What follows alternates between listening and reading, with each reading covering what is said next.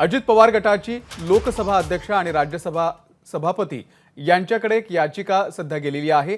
शरद पवार गटातील सदस्यांना अपात्र करा अशी मागणी या याचिकेच्या माध्यमातून करण्यात आलेली आहे। शरद पवार, सुप्रिया सुळे आणि अमोल कोल्हे या तिघांचं नाव मात्र या याचिकेमधून वगळण्यात आलंय।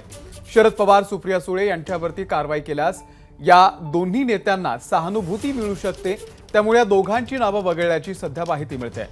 अजित पवार गटाकडून आपल्याकडे लोकसभेमध्ये 2 सदस्य असल्याचा दावा केला जातोय।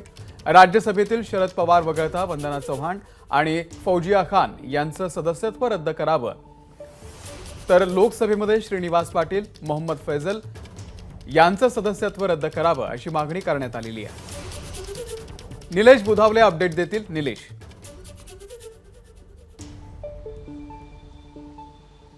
अमोल, खरं तर 2 दिवसांपूर्वी अजित पवार शरद पवार गटाच्या एका शिष्टमंडळानं राज्यसभेचे जे सभापती आहेत त्यांची भेट घेतली होती आणि प्रफुल्ल पटेल यांच्या विरोधात जी याचिका दाखल करण्यात आली होती त्या याचिकेचं काय झालं याचा अपडेट या निमित्तानं त्यांना घेतल्याचं आपल्याला पाहायला मिळालं होतं। तर दुसरीकडे अजित पवार गट देखील शरद पवार गटाच्या विरोधात ज्या मोठ्या प्रमाणात आक्रमक झाल्याचं पाहायला मिळत आहे। याचाच टप्पा म्हणून लोकसभा आणि राज्यसभा अशा दोन्ही ठिकाणी या गटाच्या वतीनं याचिका दाखल करण्यात आलेल्या आहेत। आणि प्रामुख्यानं शरद पवार, सुप्रिया सुळे आणि अमोल कोल्हे या तिघांना वगळून इतर जे राहिलेले लोक आहेत याच्यामध्ये राज्यसभेचा विचार केला तर वंदना चव्हाण, फौजिया खान आणि लोकसभेचा विचार केला तर मोहम्मद फैजल आणि श्रीनिवास पाटील यांच्यावर कारवाई करावी अशी मागणी या निमित्तानं करण्यात आलेली आहे। खरं तर या 3 महत्त्वाच्या नेत्यांची नावं का वगळली याची ज्यावेळेस माहिती घेण्याचा प्रयत्न केला त्यावेळेस कुठेतरी सहानुभूतीची एक लाट त्यांना मिळण्याची शक्यता नाकारता येत नव्हती। त्यामुळे कुठेतरी अजित पवार गटाने ही खेळी तर केली नाही ना अशी एक शक्यता सध्या वर्तवण्यात येते। यासोबतच महत्त्वाची बाब अशी आहे की अमोल कोल्हे यांच्या बाबतीत मागच्या काही दिवसांमध्ये प्रचंड प्रमाणात चर्चा सुरू झाली होती की अमोल कोल्हे यांना अजित पवार गटाला प्रतिज्ञापत्र दिलेलं आहे। हीच बाब आता पुन्हा एकदा अधोरेखित होताना पाहायला मिळते, कारण अमोल कोल्हे यांना कुठल्याही प्रकारची नोटीस देण्यात आलेली नाही आहे।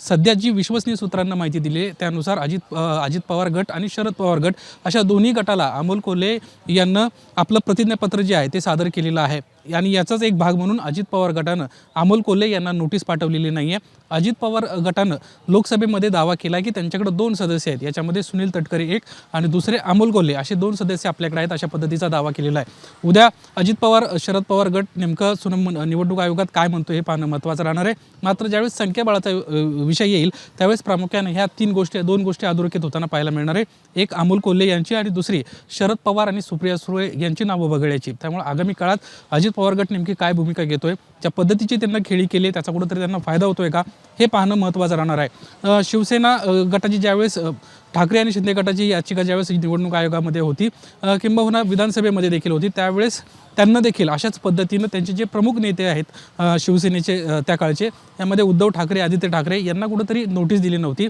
हाच पायंडा इकडं अजित पवार गटाच्या वतीनं देखील पाळल्याचं आपल्याला पाहायला मिळते। या ठिकाणी शरद पवार, सुप्रिया सुळे यांना नोटीस देणं टाळल्याचं अजित पवार गटानं पाहायला मिळतंय। अमोल, निलेश, धन्यवाद दिलेल्या या संपूर्ण माहितीबद्दल। एबीपी माझा, उघडा डोळे बघा नीट।